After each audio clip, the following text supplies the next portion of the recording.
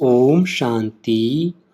11 सितंबर 2022 अव्यक्त मुरली। आज की मुरली के मुख्य पॉइंट्स हैं।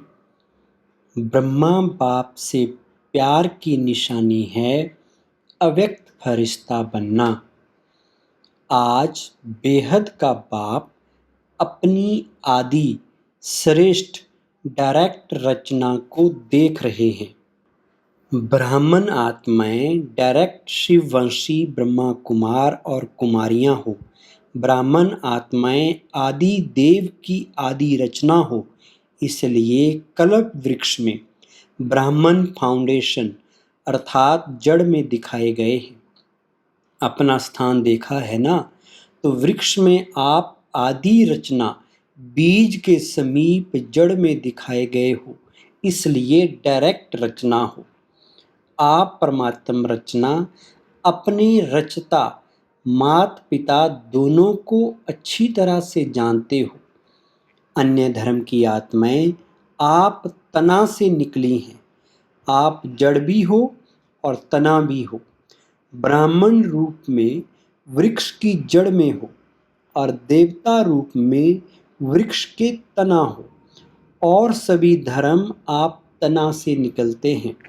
तो आप डायरेक्ट रचना का कितना महत्व है। डायरेक्ट बीज के साथ संबंध है, उन्हों का इनडायरेक्ट संबंध है, आपका डायरेक्ट है। प्राप्ति में भी देखो, आप डायरेक्ट आत्माएं अर्थात डायरेक्ट रचना को अनेक जन्मों के लिए वर्षा जीवन मुक्ति का मिलता है। अन्य आत्माओं को जीवन मुक्ति का वर्षा इतने समय का नहीं मिलता है। आपकी जीवन मुक्ति आधा कल्प चलती है और अन्य आत्माओं को जीवन मुक्ति और जीवन बंध दोनों ही आधा कल्प के अंदर मिलता है। वह भी द्वापर से आदि वाली आत्माओं को, पीछे वाली आत्माओं को तो थोड़े जन्मों में ही दोनों ही प्राप्ति होती है।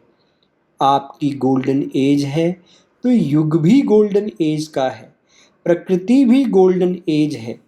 और अन्य आत्माओं की जब गोल्डन एज है तो युग कॉपर एज और आयरन एज है।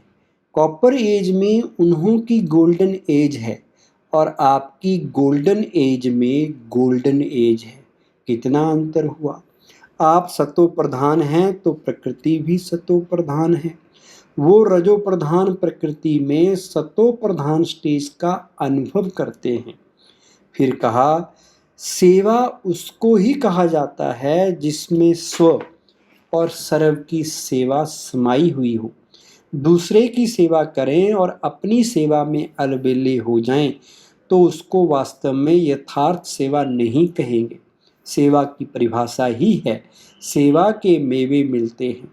सेवा अर्थात मेवा यानी फ्रूट, प्रत्यक्ष फल। सेवा करो और मेवा खाओ। अगर स्व के तरफ अलवेले बन जाते हो तो वह सेवा मेहनत है, खर्चा है, थकावट है, लेकिन प्रत्यक्ष फल सफलता नहीं है। पहले स्व को सफलता, साथ में औरों को भी सफलता की अनुभूति हो।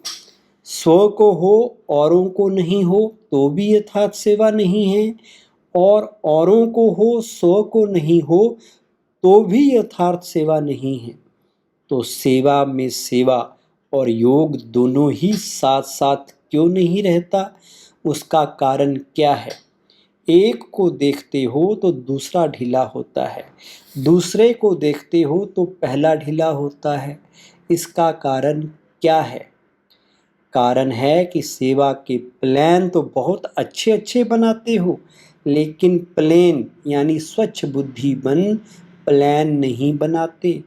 प्लेन बुद्धि अर्थात सेवा करते और कोई भी बात बुद्धि को टच नहीं करे सिवाय निमित्त भाव और निर्माण भाव।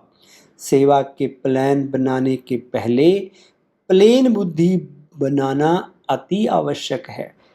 जब स्वयं संपन्न बनो तब विश्व परिवर्तन का कार्य भी संपन्न होगा। आप सबके संपन्नता की कमी के कारण विश्व परिवर्तन का कार्य संपन्न होने में रुका हुआ है। प्रकृति दासी बन आपकी सेवा के लिए इंतजार कर रही है।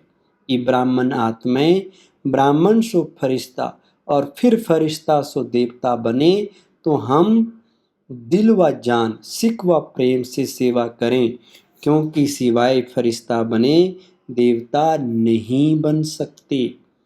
आज का वरदान है, कंट्रोलिंग पावर द्वारा तूफान को भी तोहफा बनाने वाले यथार्थ योगी भव। विस्तार, यथार्थ व सच्चा योगी वो है जो अपनी बुद्धि को 1 सेकंड में जहां और जब लगाना चाहे वहां लगा सके।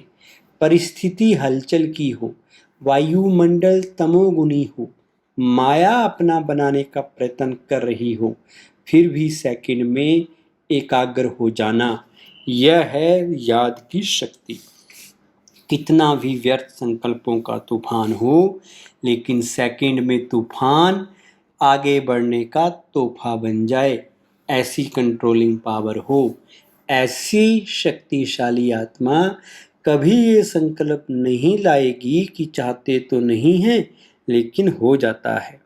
स्लोगन, योग युक्त और युक्ति युक्त कर्म करने वाले ही विघ्न स्वरूप बन सकते हैं।